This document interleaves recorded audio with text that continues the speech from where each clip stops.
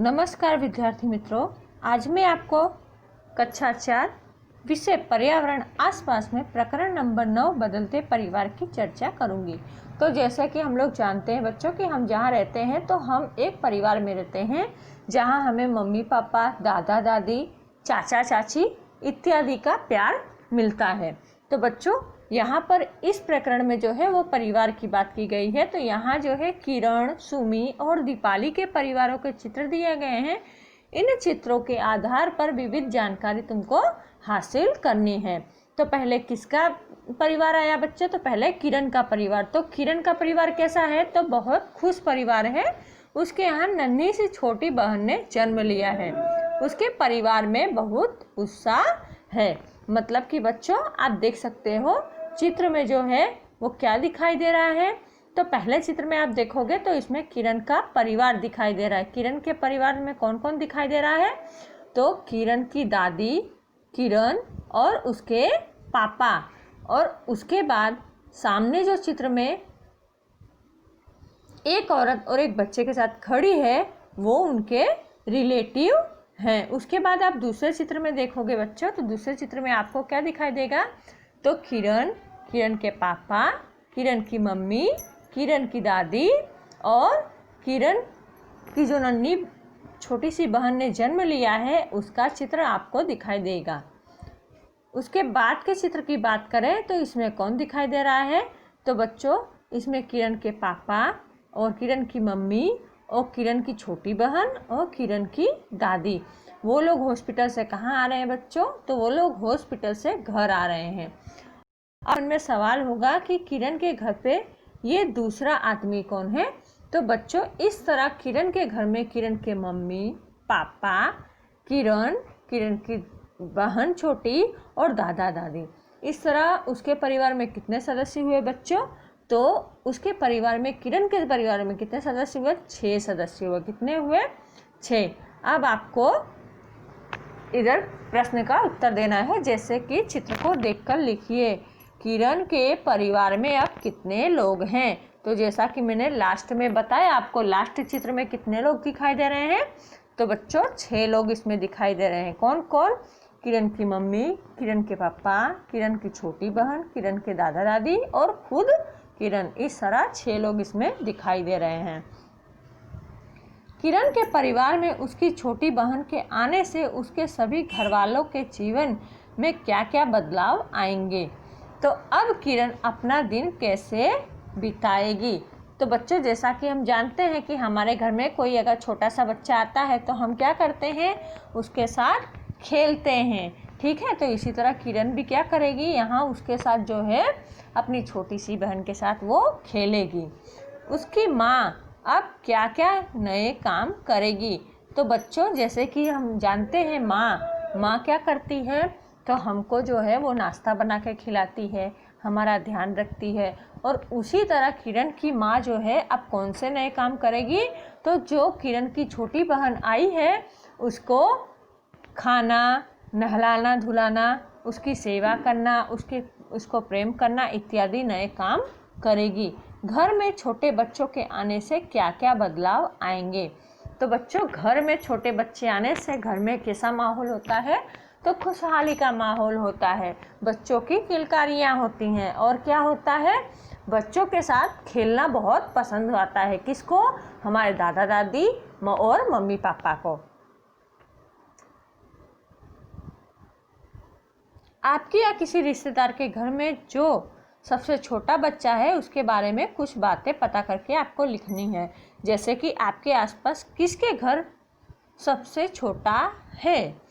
तो आप अपने तरीके से ये क्वेश्चन का आंसर लिख सकते हो कि किसके घर में जो है सबसे छोटा बच्चा है।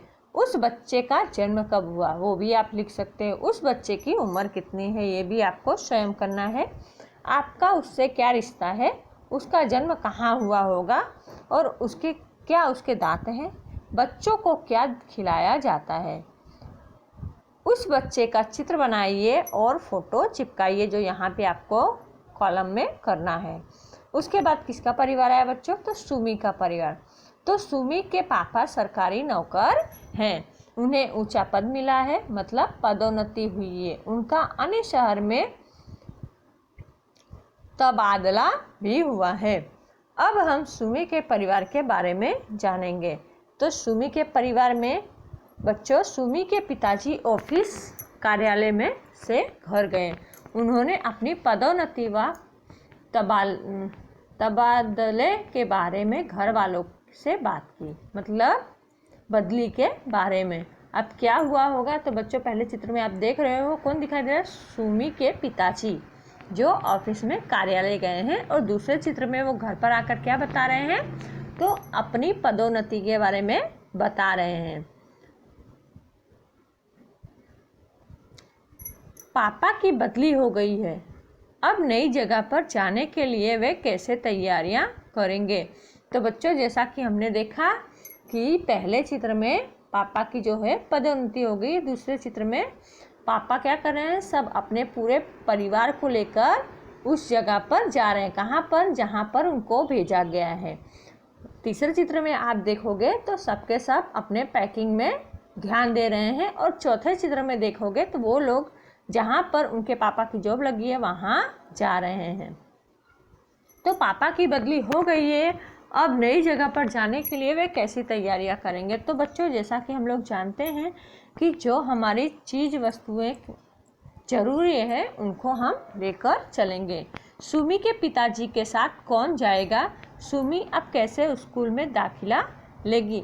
तो बच्चों जैसे कि हम लोग जानते हैं सुमी के पिताजी के साथ कौन कौन जाएगी, तो उसका परिवार जाएगा।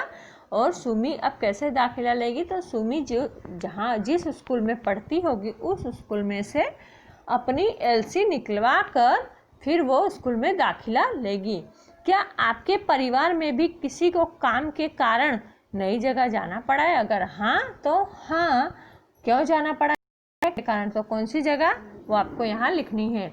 आपके स्कूल में सबसे अंतिम प्रवेश किसका था और क्यों, तो ये क्वेश्चन का आंसर आपको स्वयं करना है। उसके बाद अपने विद्यालय से दूसरे गांव या शहर से आए हुए विद्यार्थियों के बारे में नोट कीजिए। विद्यार्थी का नाम, कहाँ से आया है, कब आया है, स्कूल का नाम, उसकी स्कूल में क्या अच्छा लगता है, इस स्कूल में उसे क्या क्या नया लगा।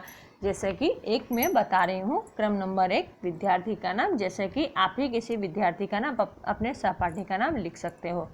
वह कहाँ से आया है, तो उत्तर प्रदेश से। कब आया है, तो बच्चों आप सन लिख सकते हो या आप कक्षा लिख सकते हो। उसके बाद उसकी स्कूल का नाम, तो उसके स्कूल का नाम उसकी जो एलसी है बच्चों उसमें लिखा होता है, उसमें से आप देख से लिख सकते हो। उसकी स्कूल में क्या अच्छा था, वो बच्चों क्या अच्छा था उसके स्कूल में, तो जैसे कि बच्चा गांव से आया है तो उसकी स्कूल में क्या अच्छा रहा होगा, तो उसकी स्कूल में अधिकतर क्या देखने को मिलता होगा, हरियाली देखने को मिलती होगी। इस स्कूल में उसे क्या नया लगा, तो बच्चों इस स्कूल की बात करें तो अगर बच्चा जो है गांव से शहर में आया हो तो इस स्कूल में, शहर के स्कूल में उसे नई नई टेक्नोलॉजी देखने को मिलेगी। अब किसका परिवार है, दीपाली का परिवार। आज दीपाली के यहाँ सभी बहुत खुश हैं। आज दीपाली के चाची जी के लड़के की शादी है। आपने भी कई शादियाँ देखी होगी। शादी से संबंधित इन चित्रों को देखिए और उसके बारे में चर्चा कीजिए। किसकी शादी है, तो दीपाली के चाची जी के लड़के की शादी है। शादी में पहले क्या देख रहे हो आप, दूल्हा और दुल्हन जो है वो मंडप में बैठे हुए हैं अग्नि के सामने। और दूसरे चित्र में क्या हो रहा है, तो दोनों जो है वो फेरे लेने के लिए खड़े हैं। और तीसरे चित्र में क्या हो रहा है बच्चों, तो तीसरे चित्र में जैसे कि हम लोग जानते हैं कि जब दूल्हा दुल्हन घर पर आते हैं तो उनको पहले समाज में एक बार बिठाया जाता है, तो यहाँ पर सब बैठे हुए हैं। और चौथे चित्र में आप देखोगे तो दुल्हन की विदाई हो रही है। पांचवें चित्र में क्या हो रहा है, तो बच्चों दुल्हन को मेहंदी लग रही है। अब दीपाली के चचेरे भाई की शादी हुई। अब दीपाली के घर में क्या बदलाव होंगे, तो बच्चों दीपावली के घर में बहुत सारे बदलाव होंगे। क्यों, क्योंकि यदि हमारे परिवार में कोई नया सदस्य आता है तो हमें विविध प्रकार के बदलाव करने पड़ते हैं। पुत्री के ससुराल जाने पर उसके पिता के परिवार में कैसा परिवर्तन होगा, तो बच्चों जैसा कि हम लोग जानते हैं पुत्री के ससुराल जाने से उसके पिता के परिवार में पहले तो दुख का माहौल होगा, लेकिन उसके बाद उन लोगों को अंदर से मन ही मन कहीं खुशी होती है कि हमारी बेटी जो है वो अपने ससुराल गई है। अब उसके बाद अपनी माँ और चाची से बात करके पता कीजिए कि वे शादी से पहले कहाँ रहती थी। तो बच्चों हम लोग जानते हैं शादी से पहले कहाँ रहती हैं लड़कियाँ, तो अपने मायके में। उस समय उनके परिवार में कौन कौन लोग रहते थे ये आप अपने घर में पूछ के लिख सकते हो। क्या आपके परिवार में भी किसी की नई नई शादी हुई है? शादी में कौन कौन से व्यंजन बने थे ये आप जानते हो। और उसके बाद अपने मित्रों से बात करके पता कीजिए कि उनके परिवारों में शादी के दौरान क्या क्या किया जाता है, विस्तार से लिखिए। जैसे कि दूल्हा दुल्हन के कैसे कपड़े पहनते हैं। तो आप लोग जानते हो कि दूल्हा जो है वो शेरवानी और दुल्हन जो है वो लहंगा चोली पहनते हैं। शादी में नाच गाना किस तरह के होते हैं। तो बच्चों शादी में जो नाच गाना होता है वो सब समूह में मिलकर किया जाता है। जब आप किसी की शादी में गए थे उसमें आपने क्या देखा? तो उसमें बच्चों आप बैंड बाजा देखोगे, फिर उसके बाद और क्या देखोगे? नाच गाना देखोगे। उसके बाद वहाँ पर तरह तरह के लोग आए हुए होंगे, उनको देखोगे। हमने देखा कि किरण, सुमी और दीपाली के परिवारों में अलग अलग कारणों से बदलाव हुए हैं। जैसे कि किरण का जो परिवार था तो उसके परिवार में क्या हुआ? तो उसके परिवार में जो है क्या हुआ? तो किरण की छोटी सी बहन का जन्म हुआ। और सुमी के परिवार में क्या हुआ?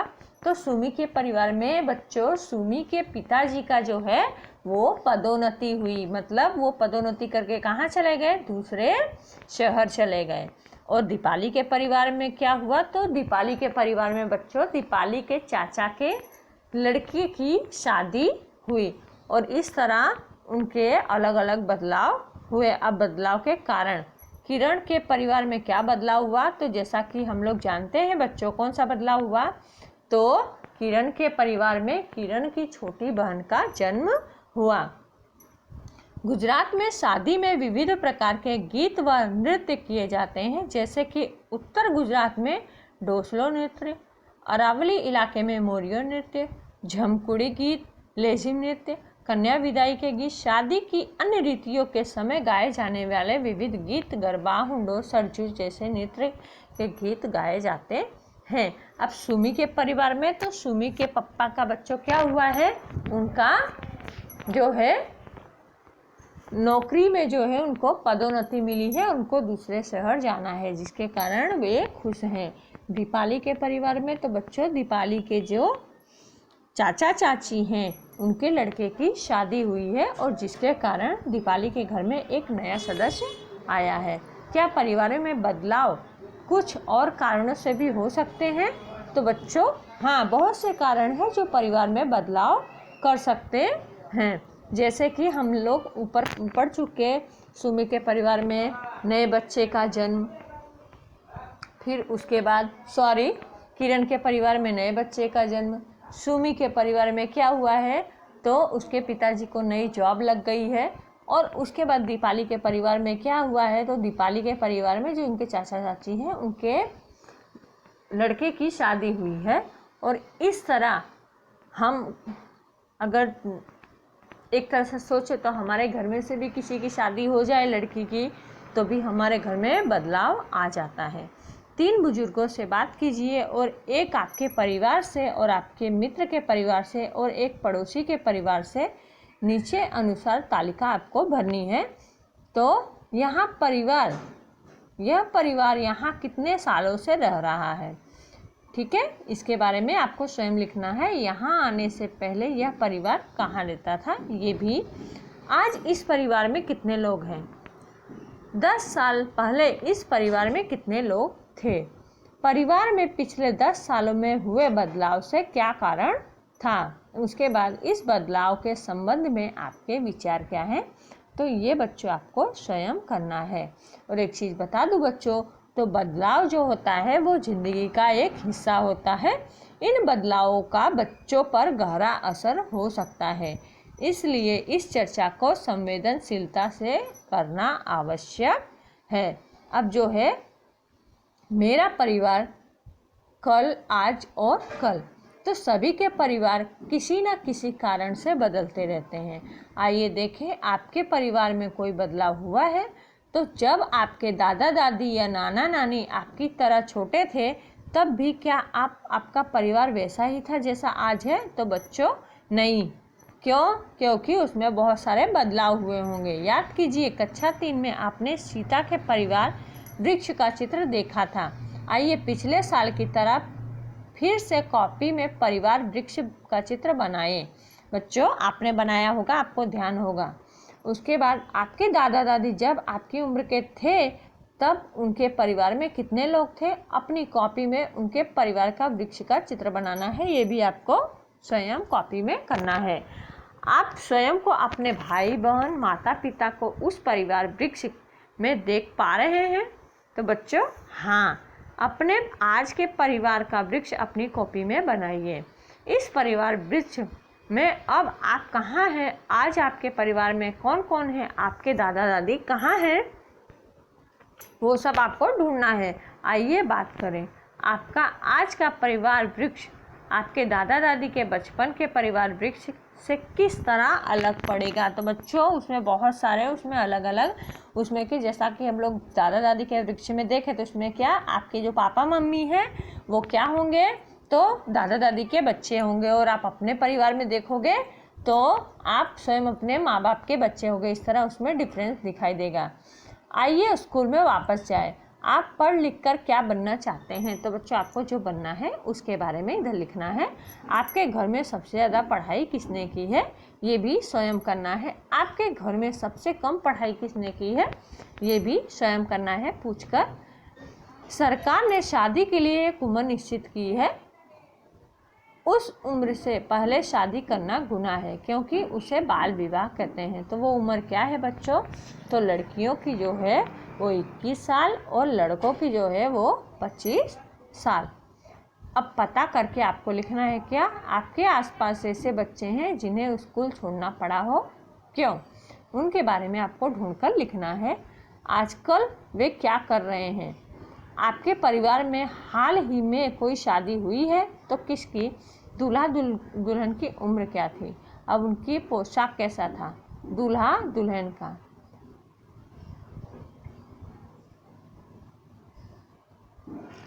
जिन बच्चों की पढ़ाई बीच में छूट गई हो उनके जीवन में आने वाली कठिनाइयों की चर्चा करो।